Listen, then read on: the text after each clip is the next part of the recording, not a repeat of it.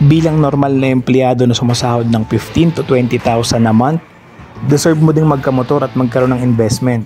Aside from that, sawa ka na din siguro sa commute na araw-araw pagod, plus mataas na rin ang pamasahe at kumakain ng napakalaking oras. Ngayon, itong bagong scooter ng Euro Motors na Samurai 155i ang sisipatin natin at titignan kung pasok ba to sa pang-commute, pang-trabaho at pang-long ride tuwing linggo. So let's go!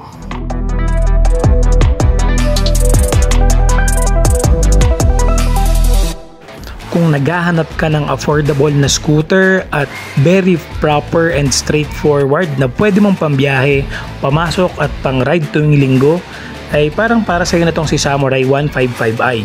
Samahan nyo ako, tignan natin ang specifications nito, kung pasok pa siya sa bulsa at sa ating mga rider. Let's go! So ano ba yung special features nito or specs na straightforward na sinasabi ko? Unang-una, itong full LED lighting system na mayroong switch on and off dun sa daytime running light. So napakaganda ng muka nitong Samurai 155, napakadlaki ng ilaw niya sa harapan na meron ding pinagsamang daytime running light at LED, which is pwede mong i-on and off.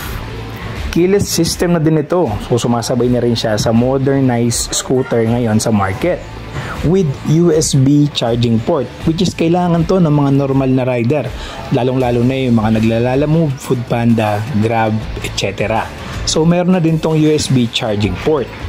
Plus dinagdag pa ni Euro Motors yung strategic ECU placement to avoid exposure to water sa ulan man o sa baha, dahil alam naman natin sa Pilipinas mabilis magbaha. So malamang iniba ni Euro Motors yung pwesto ng ECU neto ni Samurai 155i. Pagdating naman sa gulong, both tubeless ang harap at likod na ni Samurai 155. Perfect na din si Samurai 155, mapalong ride man yan o araw-araw na biyahe dahil naka-liquid cooled na po si Samurai 155. Pagdating naman sa braking system, meron na itong dual disc brake front and rear na with combi braking system na kayang magbigay ng safety braking power. At para sa comfortability ng iyong upuan, meron itong premium seat cover na nakasukat na sa rider at sa pinion or sa angkas. Idagdag mo na din dito yung spacious wide compartment ng Samurai at 6.5 liters na tank capacity. Dagdag mo pa dito sa Samurai is yung napakaganda niyang LED digital panel na may modernized functions with soft touch features with complete gauge access.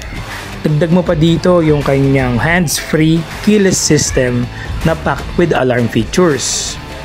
Meron din siyang side stand, kill switch, and idle stop switch na similar na sa lumalabas na mga modern scooter ngayon sa market. Talagang lumalaban to si Samurai 155i sa mga leading brand ngayon na scooters. But wait, there's more. Si Samurai 155i ay merong enhanced smart power system for smart driving experience. Pagdating naman sa makina, meron itong 4-stroke single cylinder, bore and stroke niya 57.3 by 58, displacement 150cc, compression ratio 10 by 6 by 1, fuel system EFI, liquid cooled, fuel capacity 6.5 liters, dry weight niya 108 kilograms, front suspension telescopic fork, rear suspension niya single-sided suspension, front and rear wheel sizes, sa front 100 by 80 by 14 inches, sa likod naman 120 by 70 by 14 inches. So medyo mataas talaga ang height ni Samurai 155i.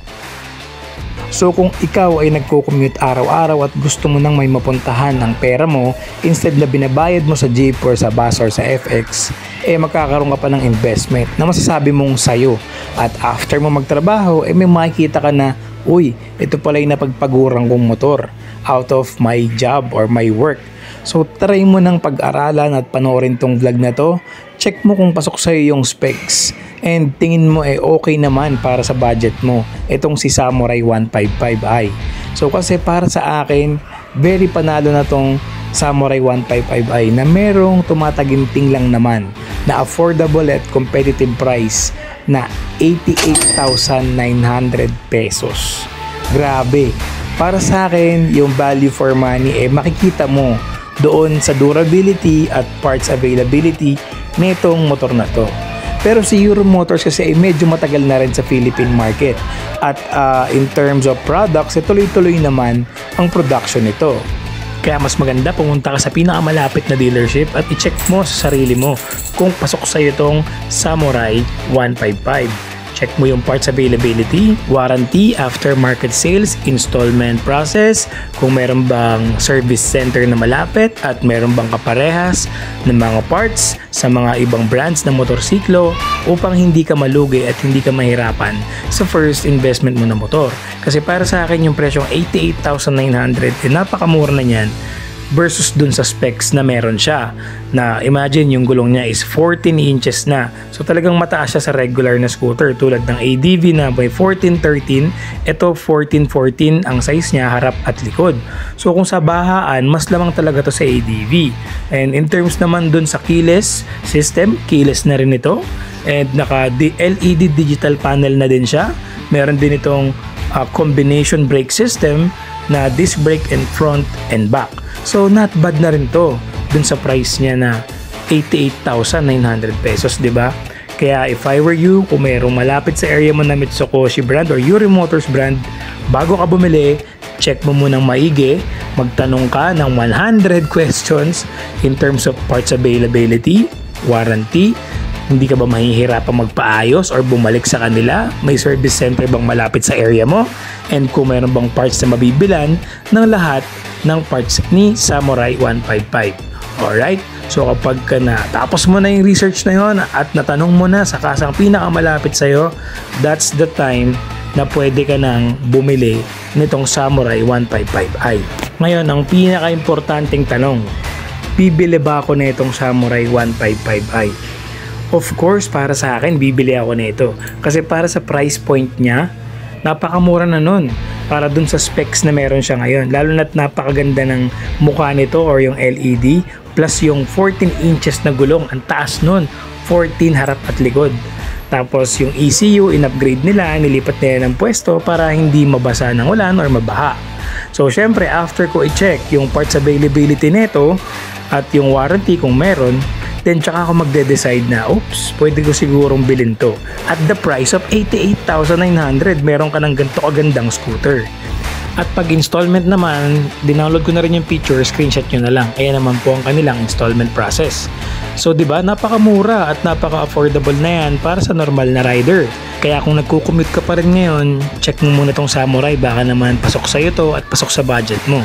Again, yung mga tatanong mo dito sa dealership is parts availability, kung may warranty ba siya, kung may mga kaparehas ba siyang parts sa mga scooter na available sa Pilipinas para hindi ka kakabahan kung sakasakaling bumili ka nito at wala ka mahanapang parts, di ba? Make a research before you buy your own motorcycle. Yun lang po. Salamat!